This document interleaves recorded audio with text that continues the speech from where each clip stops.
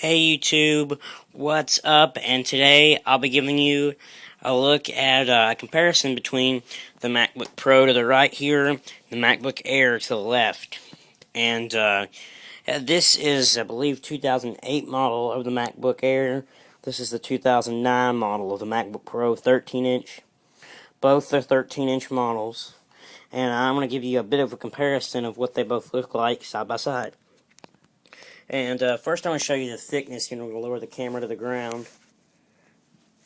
And as you can tell, the MacBook Air is a bit thinner. As I raise the camera back up here, you can tell that the MacBook Air is kind of slanted, which it is, and which is kind of slanted. The MacBook Pro, it's flat and kind of blocky. And this doesn't really matter, but I see on the camera, or I see that on the MacBook Pro has a bigger Apple logo. That doesn't really matter. I just thought that was kind of interesting design change. It's not noticeably bigger much. It's just kind of interesting design change. The MacBook Pro also has this black vent here, which is plastic. It's the only plastic part on the body. Both use Apple's unibody enclosure, and I'm going to spin these two computers around here. So I've got them backwards, obviously. And there you go. And I'm going to open them both up here.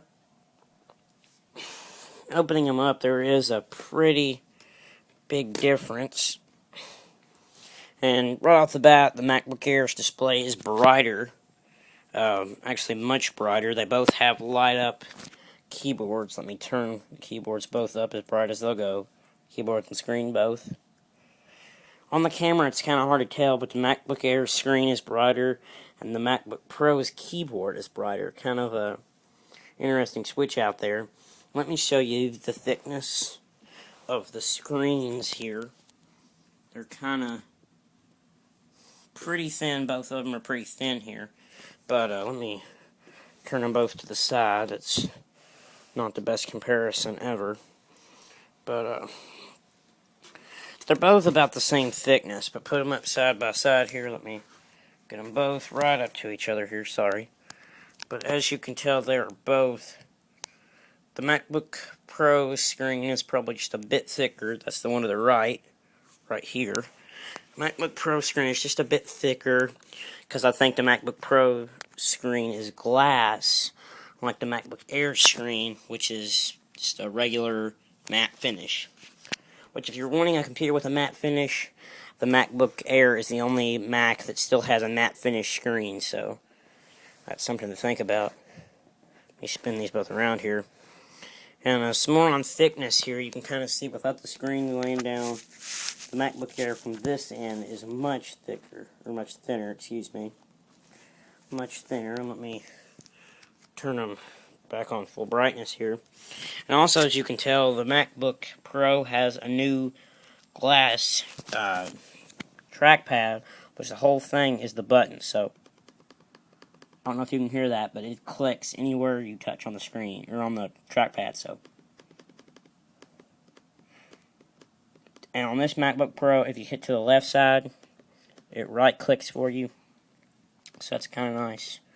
The right side does not, or the left side does not, but the left side does, so. Anyway, and this is multi-touch, obviously, so you got 4-finger gestures, 3-finger, you can pinch, you can scroll with 2 fingers. And the MacBook Air has a very similar trackpad. They're both about the same size trackpad. If you were to remove the button on the MacBook Air, it would be about the same size. The MacBook Air, you cannot click anywhere, unfortunately. So yeah, I'm pushing down on here. I don't know if you can tell, but it doesn't anything. I click down here.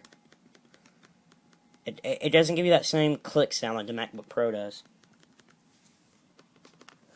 I kind of like the MacBook Pro's clicking a little bit better, but anyway. This is also multi-touch, 4 fingers, 3 fingers, 2 fingers. They recently just added 4 fingers with Snow Leopard, which I was really happy about. It was about time they did 4-finger gestures. But, the keyboard layout is exactly the same on both models. And, moving on to the eyesight cameras, they both have cameras at the top there. And, you can't really see the MacBook Pros there. It's kind of hidden in the display, but if I launch iPhoto, you can see the light, and to the right of the light is actually the camera, or the left, excuse me. To the left of the light is the camera, and hey, what's up? And then if I go to the MacBook Air here, and let me launch iPhoto, it's also, you can kind of see, and it's about the same. I found that the MacBook Pro has a warmer eyesight. The cameras seem to be a bit warmer, a bit richer on the Mac. And like I said, the MacBook Air has a little bit of a cooler camera. The MacBook Pro actually has a bit warmer. The colors are a bit richer and nicer, I think. By looking at it, they both have the flash, where watch if I hit the camera on both of the computers. You can see the screen flashes white. Take a flash with the picture, do that with the MacBook Air. Flashes. So, they both take decent photos, I think.